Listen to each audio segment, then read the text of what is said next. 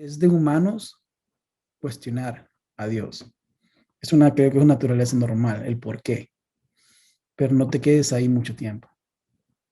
El problema, el problema puede ser muchas veces que nos podemos llegar a quedar mucho tiempo. Y ahí es cuando ya se convierte en una verdadera tribulación personal aquí arriba. Todos tenemos un don, un talento, algo por lo cual sentimos mucha pasión en nuestro corazón. Pero lo más importante es que Dios nos ha dado un llamado. La manera más rápida de desarrollarlo es con la compañía de un mentor. Por eso en Tutoriales Cristianos encontrarás a alguien que te llevará de la mano de forma personalizada para que desarrolles el llamado de Dios para tu vida. Obtén tu primera clase completamente gratis en www.tutorialescristianos.com/clases-online. Te esperamos.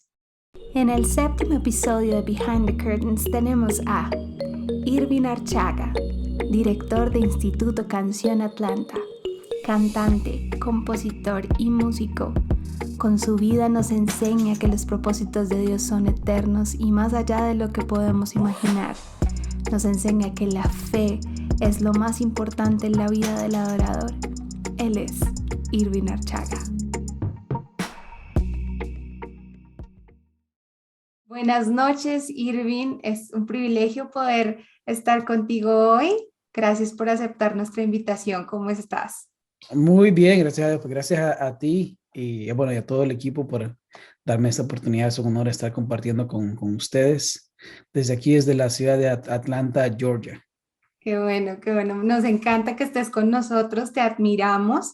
Estuvimos esperando este momento desde hace rato y estamos muy contentos de poder estar contigo. Entonces, sin más preámbulos, vamos a comenzar. Te voy a hacer unas preguntas como para que tú elijas qué prefieres, como para que te podamos ir conociendo. Entonces, ¿qué prefieres, pizza o burgers? Pizza. Nice. A mí también me gusta más la pizza. Si pudieras elegir una marca de guitarras acústicas, Martin o Taylor. Taylor. Nice. Si pudieras elegir un libro de la Biblia, Génesis o Apocalipsis. Genesis. Café o soda. Café. Muy bien. De colombiana te digo muy bien el café. Cuando me dices otro, no, ya no. Blues o jazz. Las dos. No, una. Si tuvieras que elegir Escoger una. Más jazz. Jazz. sí. Morning or night person. That's a good question. Well, morning, yeah. Morning Sí, person, yo yeah. creo que sí.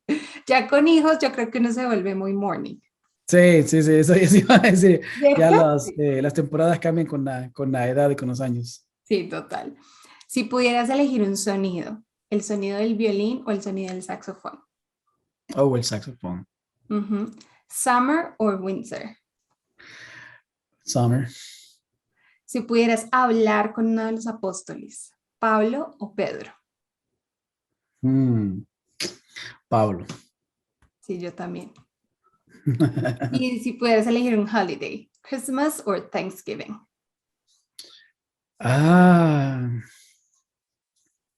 Christmas. Sí, sí, es más lindo, total. Bueno, comencemos. Quiero empezar preguntándote, ¿cómo fue tu encuentro con Jesús? Un recuerdo, ¿cómo fue ese encuentro con Jesús? Porque una vez crece en la iglesia y tiene como experiencias, pero es hasta que uno se encuentra con Jesús que la cosa cambia. ¿Cómo fue tu experiencia? Bueno, mi primer encuentro con el Señor fue a los 16 años. Estábamos en Honduras, mis papás comenzaron a congregarse en una iglesia cristiana. Nosotros veníamos de un background católico, entonces, pero no teníamos ninguna relación con el Señor. Entonces, yo me acuerdo que comencé a atender a los grupos de crecimiento, se llamaban antes, creo que se le llaman células en lugares, small groups aquí, ¿verdad? O casas de crecimiento, Arma. Entonces, yo recuerdo que un 14 de febrero del 96, la que era la líder de grupo hizo una invitación para aceptar al Señor, después de haber recibido tantas clases, ¿no? Ahora, mi parte un poquito más de contexto, mi proceso para llegar a cada clase bíblica era un poquito difícil porque tenía que caminar como unas 6 millas, agarrar el bus para ir a otra colonia, luego llegar y caminar otras millas para llegar a la casa donde era el small group. Y era de noche, yo tenía como unos 15, 16 años por ahí. Entonces, o sea, no era que mis papás me llevaban y yo estaba cómodo, sino algo que me costó. Pero eso me gustó mucho porque aprendí a valorar la experiencia. Creo que puedo decir que mi conversión al aceptar a Jesús para mí fue algo real. No fue nada loco, no fue nada pentecostal y no nadie se cayó, sino que fue algo que yo sentí, que era tiempo y necesitaba cambio en mi vida. Necesitaba un cambio. A esa etapa yo venía a los 16 años. Había perdido ya 3 años en high school, en la escuela. Venía mi familia pues era muy disfuncional y había muchos problemas en casa. Entonces creo que la familia completa necesitábamos ese cambio. Y así fue, a los 16 años. Luego pues nos comenzamos a congregar, a servir y bueno, no quiero dar mucho más. Me encanta eso que dices acerca de que no fue como que sentiste un calor y un fuego y te caíste, sino lo que dices acerca de que fue una decisión. Y creo que eso es importante como saberlo siempre en nuestra vida cristiana, porque a veces, muchas veces como que nos enamoramos más como de los momentos y las sensaciones que de Jesús, ¿no? De su palabra, Claro, lo que realmente nos, nos fortalece en la fe, que al final es su palabra y lo que es nuestra roca. Entonces claro. ya te convertiste y todo, ¿y cómo fue el llamado? Pues tiene que ver mucho con la parte al aceptar al Señor, el cómo fue. Y lo digo bien intencional. En el sentido, cuando acepté al Señor, no hubo nada de eso que te comentaba, ningún momento así pentecostal, ¿verdad? Alguna, eh, ya, pero lo que sí hubo fue que mi entendimiento se abrió. Fue como que mis ojos espirituales, siempre he escuchado que los pastores dicen que el Señor te da tus ojos espirituales, tus oídos espirituales, mi entendimiento se abrió. Y desde ese momento, muchas cosas, yo recuerdo muy bien, muchas cosas comenzaron a cambiar en mí. Comencé a leer la Biblia por mi cuenta, me levantaba temprano, porque quería leer, quería aprender, estaba en ese primer amor. Y, y me acuerdo que tenía muchas situaciones que me pasaban en la escuela, por las cuales siempre me metía en problemas. Y recuerdo muchas veces la voz del Señor recordándome, confrontándome a mí mismo: hey, deja que otro sea el payaso, no hagas relajo, quédate tranquilo. Porque antes yo era eso, lo que alguien hacía relajo, yo me levantaba y así me metía en el relajo y terminaba en el problema con los demás, ¿no? Pero cositas tan simples que para mí antes yo no miraba la diferencia de eso.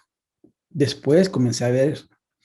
Y, y luego comencé a escuchar lo que mi mamá me decía. Mi mamá me decía siempre: hijo, estudie todo lo que aprenda en la escuela, llegue a la casa y repase. Y fui a ser de un alumno completamente de tener malas notas a ser uno de los mejores en cuestión de 6 meses en la escuela, en el colegio. Y fue algo, bueno, ahora respondiendo a tu pregunta, pues ese proceso me llevó mucho más a querer conocer de Dios. Entonces, eh, hubo había muchas reuniones en la iglesia y recuerdo que una vez tuvimos una reunión con líderes, ya mi primera reunión con líderes. Entonces ahí sí hubo, en ese lugar sí hubo una manifestación del Espíritu Santo que tocar, o sea, yo no me, igual conmigo ha sido bien, bien diferente. Yo no me caí como todo el mundo, pero yo sé que ese día algo diferente pasó. Yo estuve presente. Entonces creo que el, una cosa es ser sensible y otra cosa es tomar acción, ¿verdad? Entonces, tomar acciones en esos momentos de escuchar la voz es un ejercicio que me ha ayudado bastante a poder ver el llamado de Dios en mi vida. No sé si tiene sentido. Sí, claro, claro, sí, sí, sí, y me encanta cómo Dios lo llama a uno de la manera que uno necesita, ¿no? Siento que Dios como tiene una relación tan personal con cada uno de nosotros que él sabía que contigo tenía que ser diferente que contigo. Entonces me parece como Dios es tan especial como en eso, incluso en la manera que nos llama, en la manera que nos hace conocer como su propósito con nosotros, es como ver cómo Dios nos da ese trato especial. Y cuando tú empiezas, cuando se abre tu entendimiento y entiendes, valga la redundancia, el llamado de Dios, te quería preguntar, hay algo que me parece curioso acerca de cuando Dios nos llama, y en la palabra también sucede mucho, y es que usualmente siempre sus siervos empiezan a sentir temor. Cuando Dios les dice, quiero que hagas esto, siento temor. No sé, se me viene a la cabeza Moisés, que le dice, pero yo soy tartamudo, no puedo. Entonces, y en lo personal en mi vida ha sido igual. Y te quería preguntar si tú cuando recibiste el llamado y has entendido el llamado de Dios, ¿has sentido temor? Y si has sentido temor, ¿cómo has vencido el temor y cómo has enfrentado eso? Pues mira, lo que tú dices es muy, muy cierto.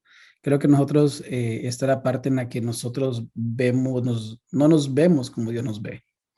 Entonces, cuando tenemos un llamado a Dios, comenzamos a vernos, lo que nosotros, como te lo digo, comienza a salir aquello que nosotros, aquí, esas dudas, esas inseguridades, es como nosotros nos vemos. Entonces, eso comienza a salir como excusa para no hacerlo. Ah, hay una, pues hay una palabra que dice que los que aman al Señor, todo los ayuda para bien, ¿verdad? Y también el Señor dice que él afirma tus pasos. Entonces, en muchos de mis casos, yo te mentiría si te digo, no, yo fui bien valiente y los vencí, me fui aquí y me las tiré, ¿no? Porque yo creo que no, maybe hay alguno por ahí que sí, he tenido esa experiencia, pero a mí fue el, pues, tal vez un poquito como la historia de Jonás en diferentes contextos, ¿verdad? A no hacer caso, dudar, pero las mismas situaciones me llevan a que ese era el mejor camino por hacer. Te voy a contar, después de 2 años después de aceptar al Señor, ah, nosotros tuvimos una situación en nuestro negocio en Honduras. Mi mamá tiene un negocio, yo lo manejaba con ella, y llegaron unos tipos con pistola. A mí me pusieron de rodillas, me pusieron una pistola en la cabeza y yo dije, así voy a morir. Llegó un punto en el que el tipo me dice, camina para el fondo, me puse de rodillas, y esa parte en la que tú dices, wow, this is it, aquí quedé. Y en ese tipo dice, te voy a amarrar con tus manos atrás. Esa experiencia, um, yo venía de un proceso de 2 años de servicio comprometido al Señor, pero en mi caso comencé a tener una reacción un poquito contraria de que, wow, me salvé. Comencé como que a decir, casi me matan, no he disfrutado la vida y me quise desviar un poco.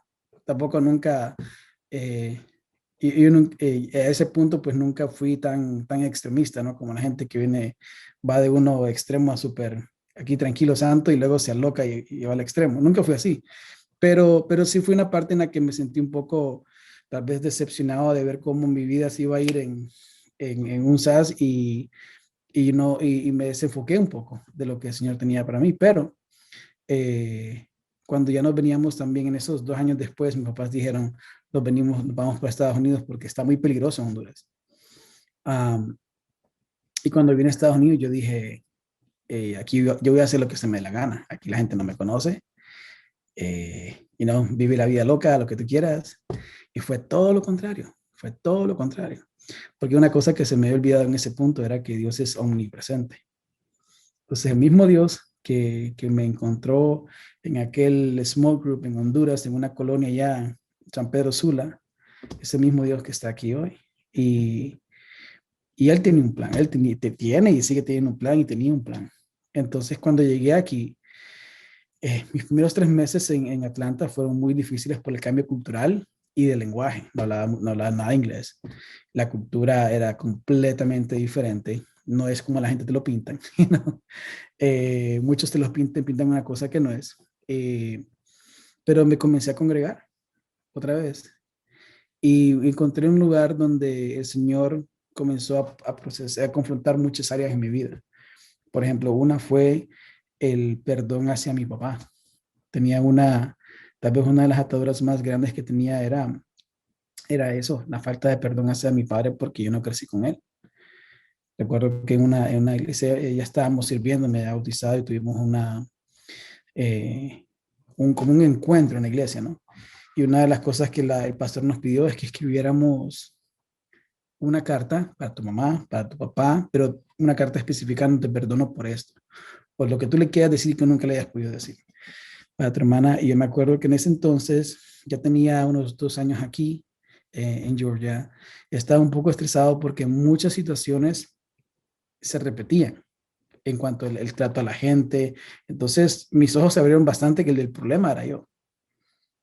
Muchas inseguridades que me seguían. Entonces no era la gente que estaba en Honduras, no era la gente que estaba acá. El problema era que yo no estaba comportando y yo tenía que confrontar cosas que en mi vida que no estaban bien y muchísimas inseguridades. Pero raíz de mucho de eso era mi falta de perdón hacia mi papá, que nunca crecí con él. Yo recuerdo que um,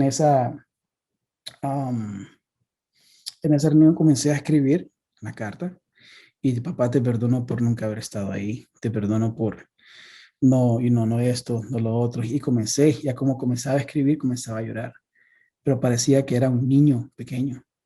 Y teníamos, a ese punto ya teníamos un grupo de jóvenes adultos de 20 para arriba, como éramos como 50, más de 50 por ahí, y yo estaba el único en el cuarto que estaba a llantos. Entonces, pero después de eso, yo experimenté como que me sentí liviano, como que me hubiesen quitado una carga muy, muy grande. Ah, luego me bauticé, que eso es una cosa que nunca me había podido bautizar. Pero yo siento que ese paso de aceptar que necesitaba perdonar, de tener ese proceso de sanidad, que es de una forma, y de preparar el corazón y luego bautizarme. Creo que el hecho cuando me bauticé fue cuando ya los dones comenzaron a salir, la música. Yo comencé en la música a los 25 años de cero. Me tomó todo ese proceso, pero cuando había aceptado al Señor años atrás en la iglesia, había tenido oportunidades para aprender, pero mi espíritu, mi corazón no estaba listo para ser moldeado porque habían cosas que habían que moldear, ¿no? Que habían que trabajar. Y, y te digo, te lo pongo así de esa forma porque el Señor va a trabajar primero con el corazón y el carácter para darte lo demás. Entonces, así ha sido mi experiencia, así ha sido mi llamado. Eh, las mismas circunstancias en la vida me fueron llevando a eso. Yo nunca en mi vida me imaginé a los 25 años que comprar una guitarra a esa fecha me iba a cambiar la vida tanto. Pero más que eso, obviamente, lo que pasó antes de eso, ¿no? El proceso de sanidad, de confrontarme, de reconocer que hay cosas que sí puedo cambiar y que hay cosas que tengo que cambiar. Y todo comienza, como dices tú, en una decisión. El amor, el amar a alguien es una decisión, el perdonar a alguien es una decisión, el perdonarte a ti es una decisión. Y, y, el, y en ese proceso de relación con Dios, uno aprende a practicar es como un pastor que decía que el amor es como un músculo, ¿no? Que tú lo tienes que trabajar.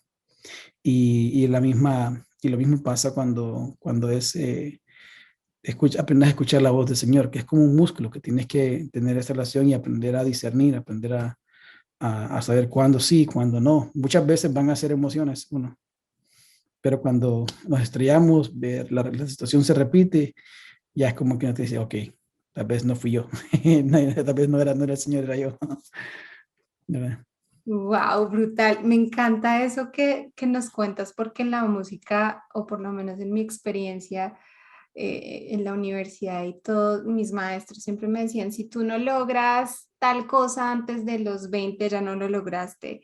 Si no aprendes tal cosa de la música, lo que sea, ya no lo lograste. Y entonces como esa presión, ¿no? Que hay como en el entorno y me parece brutal como Dios como que quiebra todos esos estereotipos y Dios dices como, a mí no me importa el tiempo ni la edad, nada, porque el llamamiento es con cada uno y me parece brutal y muy inspirador y muy chévere saber cómo Dios a veces sentimos, o por lo menos a mí me ha pasado, que uno se siente como atrás, ¿no? Como que uno ve el proceso de otras personas y uno dice, no, yo no he hecho nada, ¿no? Y es muy lindo ver cómo tu vida es un testimonio de que no importa la edad, no importa nada, Dios, el propósito de Dios es eterno y a él no le interesa, no le importa, o sea, él no, los números para él no son importantes. Ya, ya. Increíble, increíble. Y ahorita que hablaste de tu papá y la paternidad y una parte de tu vida que me tocó mucho el corazón, me sentí muy identificada porque yo nací con una condición especial, yo sé que no es muy, es muy notoria. Y cuando me encontré con la página que tienen sobre Ivana en Facebook y todo el testimonio de Ivana, me sentí muy Mm, identificada porque a mis papás les pasó algo parecido. ujú. Yo tengo 28 años y digamos que la ciencia acá en el país no estaba muy avanzada y se enfrentaron a muchos diagnósticos de muerte y mucha cosa. Y entonces, hablando específicamente de Ivana, de la historia de Ivana, de todo, del trasplante, de su condición, como adorador y como siervo de Dios, y en tu fe, ¿cómo enfrentaste ese reto? Porque a veces, digamos que es lo que tú decías, a veces nos pintan cosas, ¿no? Y en la vida cristiana a veces es así, ¿no? Si tú estás con Dios, nada pasa y todo es perfecto. Entonces, ¿no? Y resulta Ay, que es todo lo contrario. Entonces te quería preguntar, ¿cómo enfrentaste en tu fe y como adorador y como siervo de Dios esa situación? ya, antes de decirte, te voy a agregar un poquito, par de cositas que ya estaban pasando en mi vida ministerial Ujú. para que tal vez alguien ahí que esté escuchando y que pueda estar en una situación parecida pueda ver de que no importa dónde estés en el ministerio, ¿no? Ya estaba dirigiendo la escuela como director de Canción Atlanta. A ese punto ya hemos tenido años ministrando en diferentes congregaciones, trabajando con mi iglesia actual. Y ministerialmente estamos bien. Acababa de sacar yo mi EP, mi primer EP. Andábamos en giras aquí locales visitando un montón de iglesias. Y gracias a Dios siempre se nos han abierto las puertas en eso. Estábamos en una etapa buena y estábamos en una etapa eh, que tú dices, tú estás haciendo wow, lo que yo nunca me imaginé hacer en mi vida. So, cuando pasó lo de Ivana, una de las cosas que yo escuché algo de parte del Señor muy fuerte y fue de que no quedarte, es de humanos cuestionar a Dios. Creo que es una naturaleza normal, el por qué, pero no te quedes ahí mucho tiempo. El problema, el problema puede ser muchas veces que nos podemos llegar a quedar mucho tiempo. Y ahí es cuando ya se convierte en una verdadera tribulación personal aquí arriba, ¿no? Entonces, mira, una cosa que mi esposo y yo nunca dejamos de hacer fue que nunca dejamos de servir. Como nosotros, para mí la adoración eh, ha sido algo tan especial y tan fuerte en mi vida, de mi manera como me conecto con el Señor. Sí leo la Biblia, sí, bueno, hermanos, sí hay uno, y aquí no cuando nos toca, pero la adoración es algo que es, ah, que no es como mi amado, es lo que, es como, no quiero decir que es lo que soy, ¿no? Pero es lo que siento que es lo que el Señor me llamó a hacer, aunque no tenga todas las calificaciones para eso, right? Um, pero nunca dejamos de servir, fue una etapa dura. Yo recuerdo que a mi esposa, las primeras veces cuando comenzamos a ir al hospital, porque tenía un trasplante de hígado, lo llevó un trasplante de hígado, ¿no? Pero las primeras veces ella era una bebita de 2, 3 semanas, la diagnosticaron, como al mes comenzamos a ir al hospital y a quedarse 2, 3 días. Y yo miré que una observación que tuve fue que mi esposa la primera vez que se quedó como 3 días estaba muy deprimida. Y obviamente, o sea, tenía con todas las razones, estaba bien triste, bien pesado, el ambiente es bien pesado, aquí en el piso que te llevan del hospital, toda la gente que está en el mismo piso contigo están en la misma condición. Entonces, no hay ninguna ayuda, no hay nada que te ayude a despejar la mente en el que va a estar bien, sino que caminas, ves en un cuarto un niño o peor o igual, o tienes otra, o algunos que ya se fueron porque ya les dieron el trasplante, lo cual es motivo puede ser de motivación o puede ser de cuestionamiento, ¿va? Entonces, yo recuerdo le dije a mi esposa, mira, la próxima vez que vengamos, tráete la otra computadora y ponte adoración todo el tiempo. Ponte adoración todo el tiempo. Y mi esposa hizo eso. Llegamos otra vez, pues fuimos a la casa, porque era muy inconstante. El hígado, pues es el órgano que procesa todos los nutrientes del cuerpo, ¿no? Entonces, y como al no estar funcionando bien, ella no estaba estable, entonces había que tenerla bastante y al principio. Entonces, la siguiente vez que venimos, mi esposa trajo la computadora y yo seguía trabajando en la escuela, seguía trabajando con la iglesia, tuve que conseguirme como otro trabajo más para llevar toda la carga. Y recuerdo que de largas horas de trabajo llegaba al hospital a ver a mi esposa, a la niña, y mi esposa con un semblante diferente, porque por el poder de la adoración, el ambiente que creaba. Entonces, no fue fácil. Creo que le doy mucho mérito a a mi esposa por ser fuerte, que cargó mucho esa parte, estuvo mucho tiempo en el hospital, pero creo que la parte de no cuestionar y aceptar el proceso como es. Y nosotros no vamos a decirte por qué, Señor, sino que vamos a caminar en fe, vamos a creer en Dios y sí, ah, muchas veces que queríamos decirle a Dios cómo queríamos que la sanara, ¿no?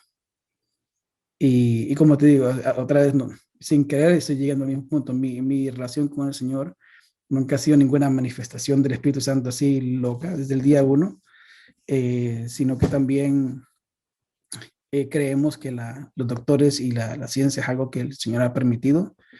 Y al final mi hija fue sana, pero fue por medio de un trasplante de hígado. Y llegó un punto en el que fue tan crítico que ya una semana más y no creo que lo hubiese hecho, ¿eh? Porque ya estaba vomitando, la bebé ya tenía 10 meses y ya estaba vomitando sangre. Estaba bien amarillita, creo que las fotos que pudiste ver por ahí te pueden dar una idea clara. Entonces, pero nunca, que nos ha ayudado bastante, nunca dejar de servir, nunca dejar de creer, no, nunca me metí en el rollo del por qué, sino que, ok, Señor, bueno, esto es lo que nos toca vivir y aquí vamos, así, echarle para adelante. No, yo sí, ya pasaron como 3 años, un poquito más de eso, y ese proceso específico con nosotros creo que era el que necesitábamos pasar para moldear nuestro carácter en muchas formas. No que Dios le guste hacernos sufrir, ¿no? Para que aprenda, pero ese, es un proceso, como te digo al inicio, ¿no? Es parte del corazón. Y, y solamente él obró de la manera específica. eh, Él vio nuestros corazones. En este caso, Él proveyó, proveyó la salida y hoy podemos darle gloria a Dios de que Ivana es un recuerdo diario de lo que Dios todavía hace milagros. ¿Ya? Y ese proceso, le adoramos al Señor cuando estamos bien, le adoramos al Señor cuando no estamos bien. Le buscamos así como cantar en un stage y cantar con entendimiento lo que cantamos. Ok, vamos a ver si realmente lo vivimos. Ahí es donde creo que esa es la parte más fácil y bonita, presentar una cara bonita, que todo está perfecto ahí arriba y, y cuando vivimos ¿qué es lo que vivimos cuando estamos en la casa? Realmente, dependemos, realmente. Fue un proceso, no fue fácil, fue un proceso también de aprender a dar prioridad a la familia. Por ejemplo, yo te decía, yo tenía entonces 3 trabajos. En la escuela yo no sé cómo sigue funcionando, gracias a Dios sigue funcionando muy bien. Y llegó un punto en el que te voy a contar un testimonio dentro de tantos testimonios, ¿no? Dale. Estábamos, yo de octubre al 15 de diciembre, estuve trabajando 3 trabajos de ese año, 2017. Y entonces comencé a ver que nuestra hija mayor estaba sintiendo la falta de atención a ella, porque mi esposa todo el tiempo metida en el hospital con niños, yo trabajaba todo el tiempo, ella se quedaba con la abuela o a veces se quedaba con la tía, entonces y yo decía, no, pues quién, ¿cómo vamos a cubrir todos los gastos? Porque aquí en Estados Unidos uno gana en dólares y también gasta en dólares, y no es lo mismo. Esas son de las mentiras que la gente te dice, ¿no? Allá, y yo sentí algo bien, bien fuerte. Como yo me acuerdo que 15 de diciembre las escuelas paraban acá y fue algo bien claro de parte del Señor, como que encárgate, cuáles son tus prioridades, la familia. Como que yo estaba manteniendo la familia. I was keeping the family going. Yo estaba manteniendo la familia, pero no le estaba dando chance a Dios que obrara. Entonces, mira, lo loco del asunto es que nosotros mantuvimos todo eso no hicimos tanto bulla en redes sociales. Tuvo que ser un tiempo bien específico. Cuando ya le dije a mi esposa, creo que ya es tiempo que tengamos porque ocupamos apoyo en oración. O sea, no fue, yo todavía sigue trabajando en nada de eso, ¿no? Entonces, para diciembre, eh, dejé de trabajar. Dame un segundo. Dejé de trabajar y semanalmente después de eso nos llegaban cheques de personas que nosotros yo decía, ¿por qué? ¿Quién es ese? ¿O por qué esta persona tiene que dar? O cheques o ayuda de esto y de lo otro. La cosa es que nos llegó tanta ayuda, pero yo tuve que tomar una decisión de confiar y bueno, y aquí, vamos a perder esto, que es, no vamos a pagar lo otro. Ya yo dije, bueno, eres what it is, pero no voy a dejar de quitar la atención a mi familia porque sí, la familia es la prioridad. Y vimos la mano del Señor ahí. Llega el 24 de diciembre, obviamente no habíamos comprado nada, nos dejaron ir porque en ese tiempo, a ese punto ya vivíamos en el hospital. Tuvimos que vivir en el hospital como 5 o 6 meses para que la niña pudiese sobrevivir. Y nos dejaron ir para Navidad. Entonces, cuando llegamos a la casa, había una pareja, nos habían donado unas cajas, 2, 3 cajas de regalos para las niñas, para Micaela y para Ivana. De regalos, pero no regalitos de Walmart, sino que con ropa buena, tarjeta de gift cards para mí. Dame un segundo. Ese sí, bueno. Tarjetas, gift card y todo, como una cosa, una provisión tan increíble y que esa nos quebrantó tanto porque nosotros decimos, ¿quién le dijo a este tipo? Bueno, nosotros a ese punto, nosotros no habíamos hecho nada o sea, nunca, hey, cada vez ocupamos pagar, no, nada, sino que el Señor proveyó. Y no es tanto de lo material, sino que ves por qué una persona nos va a venir y make a Christmas happen con lo mejor, no con lo que podían ajustar. Nos dieron lo mejor que ellos podían conseguir. Entonces, te digo, y esos son motivos para darle gloria a Dios, ¿no? Fue un tiempo difícil. El día que cuando recibimos la llamada para el trasplante de nuestra hija, esos días yo estaba ayudando a un amigo a hacer un concierto aquí de adoración, noche de adoración, aquí en Atlanta, que es, no sé si lo conoces, David Reyes, de Sí. Aliento. Entonces, David estábamos entre con Gabriel, bueno, Gabriel estaba acá también, ese que estuviste a Gabriel hace poco, Sí. y la idea ahí a poner la noche de adoración juntos, coordinando con todo eso, y la noche que fue el concierto, esa noche mi hija estaba en reposo porque entraba a la operación. Entonces yo me fui del concierto para el hospital a esperar que le hicieran la operación porque fue de noche, fue overnight. Y ya, entonces, como te digo, realmente nunca dejamos de servir. Nunca, eh, ya, eso es, y llegamos ahí porque él nos ha permitido llegar hasta acá y eso es todo lo que podemos hacer. Yo no le veo ninguna otra opción. Total. Sí, no, Ya. tremendo, tremenda esa historia. y también me hace reflexionar mucho de cómo los seres humanos nos cuesta tanto entregarle el control a Dios, ¿no? Como ¿ya? que nos gusta tener todo así controlado y todo así perfectamente calculado. Dios siempre nos está pidiendo eso para que Él se pueda glorificar, nos pide soltar para que Él pueda hacer. Y es Ujú, increíble cómo Dios responde cuando nosotros decidimos soltar. Es increíble cómo Dios honra eso sin tener que hacerlo, porque al final nuestro trabajo es creer, nuestro trabajo es saber que Él es Dios y es nuestro Padre, Él está con nosotros, pero Él honra esas decisiones. Y me parece increíble cómo Dios honró la decisión de ustedes de creer, de no preguntar, sino de seguir trabajando para Él a pesar de, y es una gran lección para nosotros. Te quería preguntar, ya pasando como ya al lado más como de tu liderazgo en canción, todo lo que Dios está haciendo, creo que una de las cosas más difíciles es liderar líderes. Yo creo que mm. es duro, ¿sí? Porque, bueno, son muchas cosas y más músicos. Los músicos tenemos un ego del tamaño de China y somos, bueno, la primera pregunta que te quiero hacer con respecto a eso es, ¿cuál es la lección más importante que has aprendido de liderar líderes? Liderar líderes.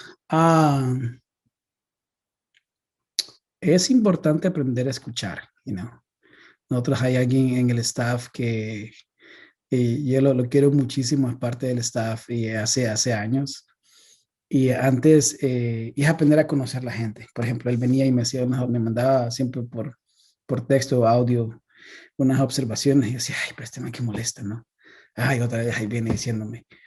Pero entre tantas cosas que me decía, yo dije, una vez un pastor me dijo, mira, entre cada crítica o observación que te hagan, hay algo de cierto que debe haber, ¿verdad?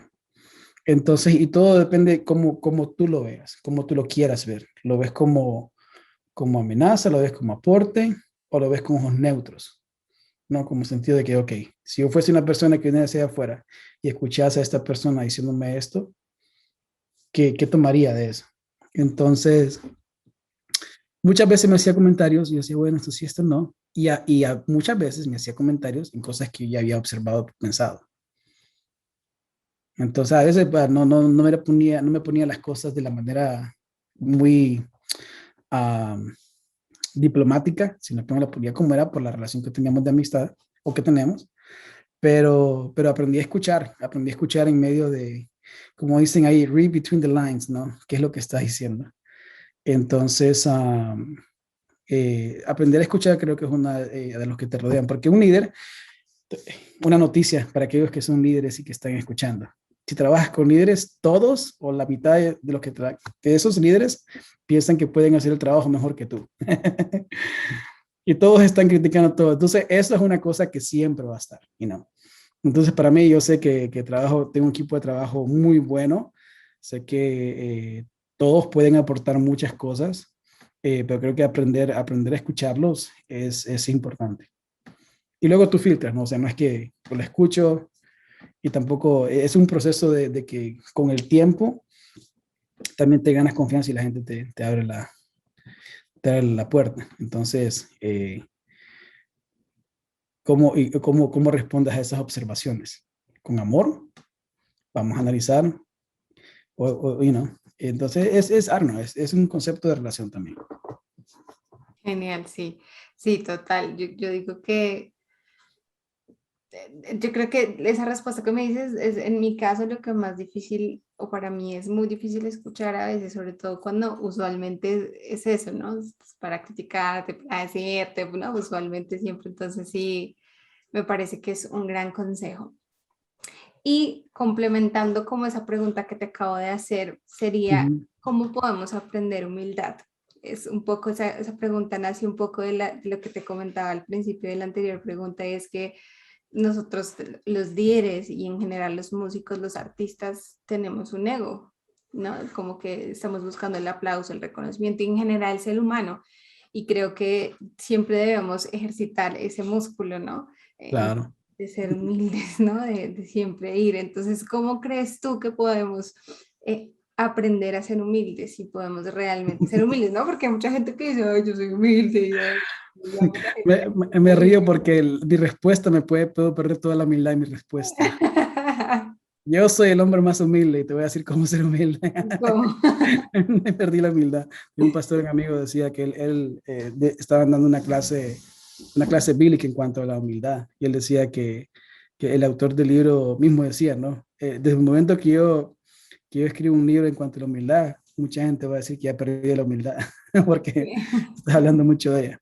Pero para aportarte un poquito en eso, eh, hay ciertas cosas prácticas que trato de hacer siempre. Por ejemplo, mi core value, uno de mis valores principales que trato de tener siempre presente es creo que está en Marcos, cuando Jesús, el texto dice, Jesús ve a sus discípulos venir y los ve que discutían de algo.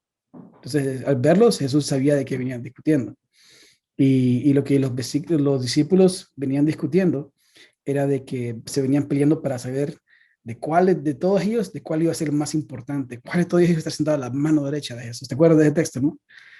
Entonces Jesús les Total, pregunta de que qué uno lo venían. lee, uno dice que arrogantes, ¿no? No, no. Pero mira, yo he estado meditando mucho, siempre trato de meditar mucho en eso, pero esta semana he estado meditando también otra vez en eso y pensando un poquito en esta conversación también. Um, y entonces Jesús le dice, sé que venían, de qué venían hablando. Entonces le dice, aquel que quiera que sea el mayor de todos. Ellos lo pueden buscar, no me acuerdo exactamente dónde está. Pero si aquel que quiere ser el mayor de todos tiene que ser el que le sirva a los demás. Entonces es un principio tan fundamental porque muchas maneras de verlo es de que no importa qué tan grande en logros vayas a hacer en la vida, pero si te olvidas de dónde veniste, estás perdiendo el punto de lo que estás haciendo. Porque no se trata de lograr para que yo sea más grande, ¿verdad? Entonces, es de que podamos nosotros, si tenemos ministerialmente, tenemos logros ministeriales, ¿cómo podemos hacer que aquellos que vienen con nosotros también puedan lograr y nos acerca de quien se sienta a la derecha o a la izquierda, es que nos sentemos todos en la mesa. Pues sí me explico mejor con eso. Entonces no es eso de quién es el más importante. El más importante, quiere ser el más importante de todos, tiene que ser el que sirva a todos. Dice el Señor. Entonces, para mí, eso es uno de los textos que siempre trato de acordarme. Medito mucho en ello. También como músico, y le voy a hablar más como aquellos músicos que tocan en diferentes iglesias, que algunos ya reciben salario, es nunca olvidarse de dónde uno viene. Yo siempre me acuerdo cuando yo compré mi guitarra por primera vez, a mis 25 años y sabía tocar 3 acordes. Una de las cosas que me cambió mi vida fue que quien era el director musical, desde el día uno me vio como músico. Y cuando yo llegué, él llegó, antes no sé si lo siguen haciendo ya, pero antes cuando uno llegaba a los ensayos nos daba un papel así con todas las canciones, ¿no? Y los acordes y todo. Entonces, desde el día uno que yo llegué, compré mi guitarra, él me comenzó a ver como un músico. Y yo me acuerdo de la emoción que me dio eso y la motivación y las ganas que me dieron de querer tocar, querer que me dieran chance, casi que rogarles que me dieran chance. Entonces, nunca olvidarse de dónde venimos. ¿No? A eso me refiero con eso, de eh, toma todas las oportunidades de la misma manera. No, aquí por la escuela, gracias a Dios tenemos muchas puertas abiertas de que vamos a iglesias, ya sea grandes, ya sea pequeñas, pero sea como sea, nosotros vamos con la misma preparación, vamos con el mismo compromiso y nunca, en mi caso, hay dos cosas que nunca pregunto, ¿no? Nunca pregunta cuánto y nunca pregunto cuántos hay, qué tan grande es la congregación y cuánto van a pagar. Nunca, te digo que nunca se me ha cruzado. Es al contrario, creo que gracias a Dios, tenemos una muy buena cultura en la escuela con los chicos, que cada vez que saben que si nos invitan a un lado, a los que llamamos todos vienen preparados de la misma manera. Creo que eso se refleja mucho en la cultura de la escuela, de que tomamos cualquier oportunidad como la oportunidad, ¿no? Y tratar de, sí, de mantener eso. Nunca te olvides de dónde viene, nunca te olvides de esa emoción. Por ejemplo, tú cantas, me imagino, ¿verdad? Entonces imagínate Sí, la soy primera vez, cantante. ¿Tengo cara de imagínate la, cantante? no, me imaginé. Estoy aquí generalizando de mala forma. Pero, pero imagínate esa vez que, primera vez que te dijeron, ¿quieres cantar en el grupo? Ujú, Esa emoción. Entonces, ujú. qué haces uno? Primera vez te emocionas, estudias la canción, vienes preparada, llegas puntual, llegas bien arreglado, te cambias, te vaina, llegas Ujú. así cada vez. Eh, ya cuando los años pasan y ya tengo esposa e hijos, entonces ya tengo un proceso de filtración. Entonces, cuando me invitan, en mi caso, es, ok, primero a mi esposa, hey, me están invitando a tal fecha, ¿estamos bien? Sí, estamos bien. Sí, me dice, no, pues tenemos, no sé, reunión, esto, lo otro. Entonces, sí, bueno, pues entonces ya comienzo a poner mis prioridades en orden, ¿no? Porque primero, otra vez, primero debe ser la familia. Sí, total. Y sí que cuesta mucho eso a los músicos sobre todo, ¿no? Como ese cambio, o por lo menos pienso yo que en el momento que yo tengo mi casa y eso va a ser difícil, ¿no? Porque priorizar la familia es un cambio de mentalidad bien grande, porque uno ay, de joven uno es como, yo hago lo que quiero, manejo mi Yeah. tiempo, ¿no? Es a free Entonces, spirit, y no te llevas con... sí, es súper free, entonces uno como que no tiene eso y es muy importante siempre tener en cuenta el tema de la familia cuando uno decide dedicarse a la música, ¿no? Porque los músicos somos muy nocturnos, estudiamos hasta tarde, eh, bueno, en Claro. mi caso mucho tiempo fue así, entonces creo que de alguna u otra manera debemos aprender a priorizar en Dios también, que es lo más importante. Claro, entonces, te digo, esa es una de las cosas que yo hago. Lo otro eh, es tener una congregación fija, nunca dejar de congregarte. En el tema de liderazgo, a mí me encanta estudiar mucho John Maxwell. Crecimos en la escuela estudiando yo los libros de John Maxwell, y John Maxwell decía, ¿no? Si eres un buen seguidor, vas a saber ser un buen líder. Alguien que el problema en nuestra cultura, bueno, hoy en día la gente tiende de por ser músico ya tiene que ser emocional, ¿no? Porque es el artista, el que un día se siente mal, un voluble, ¿no? Ah, pero hoy en día la cultura con las redes sociales han creado una cultura muy sensible, una generación que se ofende por todo. Entonces, el problema con eso es que te priva de poder tener un mentor, te priva de poder tener un líder.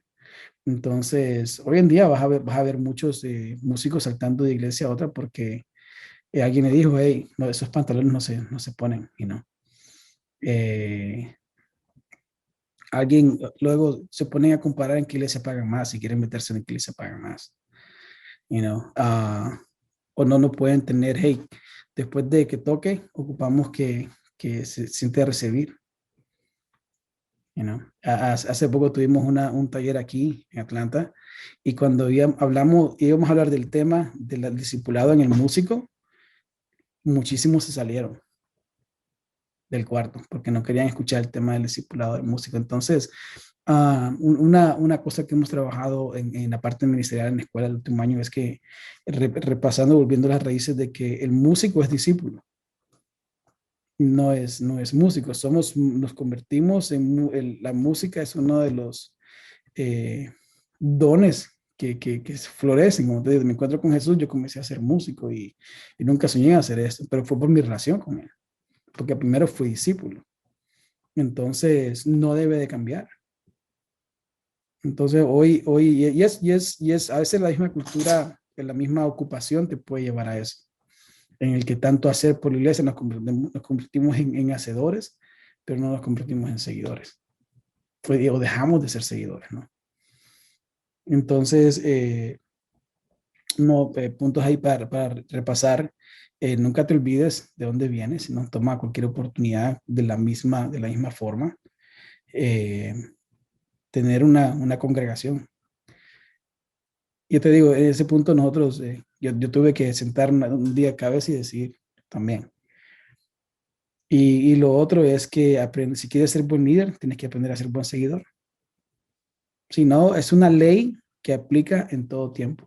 Creo que es timeless truth, ¿no?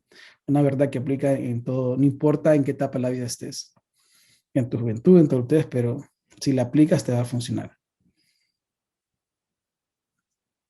Total, eso que tú hablabas, y es un pensamiento que yo he tenido durante mucho tiempo, y es que a veces a los que servimos en el altar nos cuesta mucho ser vulnerables, ¿no? Entonces a veces tenemos luchas, tenemos cosas, entonces decidimos no ser discipulados ni pastoreados y decidimos callar muchas veces cosas y estamos teniendo cosas heavies, como decimos acá, cosas heavies con las que estamos luchando y como que nos enviciamos con esa imagen de perfección, ¿no? Como de que todo está bien, como que yo estoy en el altar adorando y estoy ahí, estoy perfecto y no tengo luchas, sino, y es como, siento que es un cáncer que hay dentro de los servidores, y es que a veces no queremos ser vulnerables, ni queremos buscar ayuda, ni como que eso ha sido difícil, o por lo menos en mi entorno ha sido así. Siento que muchas veces no se abren, no nos abrimos para realmente ser mentoreados, y siento que es muy importante lo que nos dices, porque es eso, es el buscar un mentor y el buscar ser pastoreado es una muestra de humildad. Una Claro, muestra claro. de que no lo tenemos resuelto todo y que necesitamos ayuda y necesitamos del Señor. Claro, claro. Y yo creo que eso es parte también cuando tú comienzas a comprometerte en un lado, a tener una iglesia como casa, el pastoreado, el liderazgo ya comienza a tomar ese rol, ¿no? Automáticamente, porque no esperes que alguien comience a pastorearte si tú no estás comprometido en ningún lado. Porque la gente dice, bueno, yo no, los líderes comienzan a categorizar, bueno, esta persona viene a ayudarnos, a apoyarnos cuando puede. Entonces ya ven como alguien que viene a apoyar, y muchas veces se asume que la persona ya está bien en en la parte emocional o espiritual, ¿no? Entonces muchas veces no es ese el caso. Entonces es esencial que puedan tener tener una iglesia, un home church, y ya, y lo demás viene. Así es. Y bueno, para terminar, quiero que nos des un consejo, o que le des un consejo a todas las personas que están en tutoriales cristianos, que están empezando como en este proceso de formarse, de aprender a perfeccionar su talento, pero también a alimentarse en lo espiritual para servir al Señor en sus iglesias. ¿Qué consejo le puedes dar a ellos que te están escuchando hoy? Mira, uno es que nunca te rindas, ¿no? Nunca te rindas. Muchas veces yo he querido tirar la toalla, así te lo digo. Cuando yo estudié de música, comencé a los 25 años de cero, los 26 comencé a la escuela, comencé a entrar el asociado casi los 27. Cuando yo entré el asociado era lunes a viernes, y todos mis compañeros, la mayoría o eran hijos de pastores que habían tocado música toda su vida, o tipos que han sido músicos todo el tiempo. Entonces yo venía mi background era de que yo era el primer músico en mi familia a los 25, 26 años. Y el compararme con los demás me afectaba mucho. Entonces nunca te compares. Pero una cosa que sí me dio mucho es ser perseverante. Te digo, es a seguir, no tirar la toalla. Vas a tener situaciones no tan gratas. No, tal vez nunca era yo el mejor en la clase, casi que nunca, pero nunca tiré la toalla, gracias a Dios. Y en la parte al final, te digo, le voy a dar un poco de crédito a mi esposa, que está por aquí, que yo no quería seguir la escuela, me faltaban 5 clases para terminar. Y ella me animó mucho. Y porque tomé esa decisión de terminar un proceso que comencé, aunque me costó años, hoy estoy donde estoy, por el hecho de terminar el proceso. No es tanto que fuiste el mejor. Yo nunca soñé en mi vida en dirigir una escuela. Eso ni siquiera estaba en mi plan. No fui con ese día a estudiar. Muchos compañeros, amigos míos, ese se convirtió en uno de sus sueños. A muchos se les dio, lo hicieron por un tiempo, perfecto. pero en mi caso fue bien diferente. Entonces, creo que la perseverancia, cada quien tiene un journey, cada quien tiene corre tu propia carrera y sigue, sé perseverante.